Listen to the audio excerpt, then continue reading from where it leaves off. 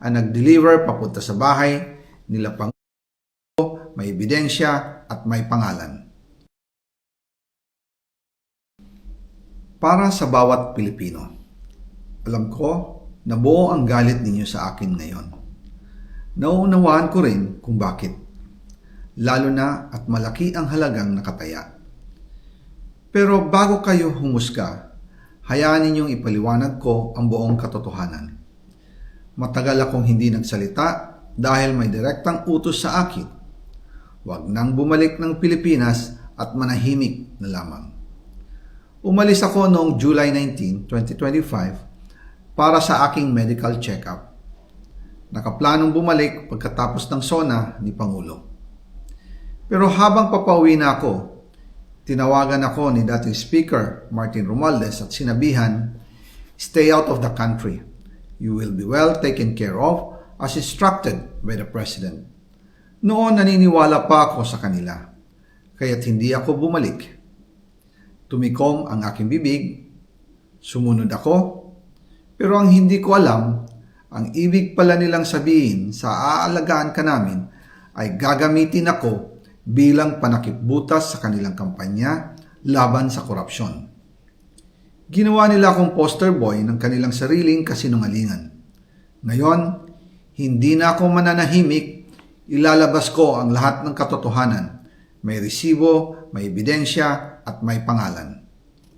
Nagsimula ito nung tumawag si Sekmina Pangandaman sa akin nung nag-umpisa ang BICAM process last year, 2024. Ang sabi niya, katatapos lang ng meeting nila ni Pangulo at may instructions na mag-insert o magpasok ng 100 billion worth of projects sa BICAM. At sinabi pa ni Sekmina, you can confirm with Yusek Adrian Bersamin dahil magkasama sila sa meeting ni Pangulong BBM noong araw na yon.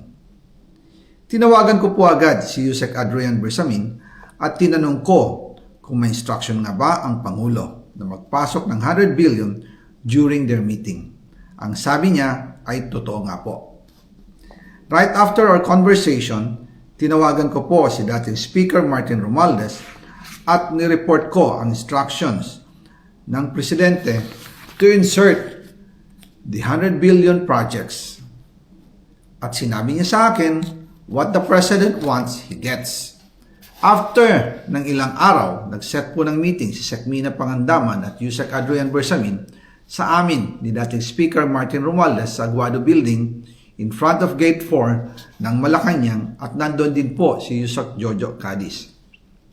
During the meeting, binigay po ni Yusek Adrian Bersamin ang listahan na worth 100 billion. Tinanong ko po si Yusek Adrian kung saan galing ang listahan. Ang sagot niya, galing kay PBBM mismo at binigay niya ito mula sa brown leather bag.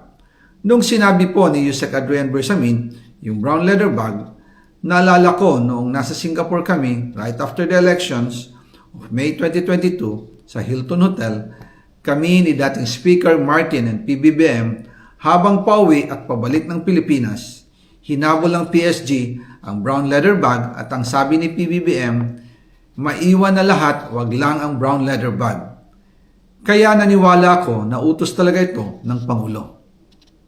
Pagkatapos ng ilang araw, I informed sina dating Speaker Martin Romualdez, Sekmina Pangandaman, Yusek Adrian Bersamin, and Yusek Jojo Cadiz na kung pwede 50 billion lang ang ipasok sa program funds dahil so sobra ang DPWH funds versus sa DepEd. In practice, hindi pwede na mas malaki ang budget ng DPWH kaysa edukasyon.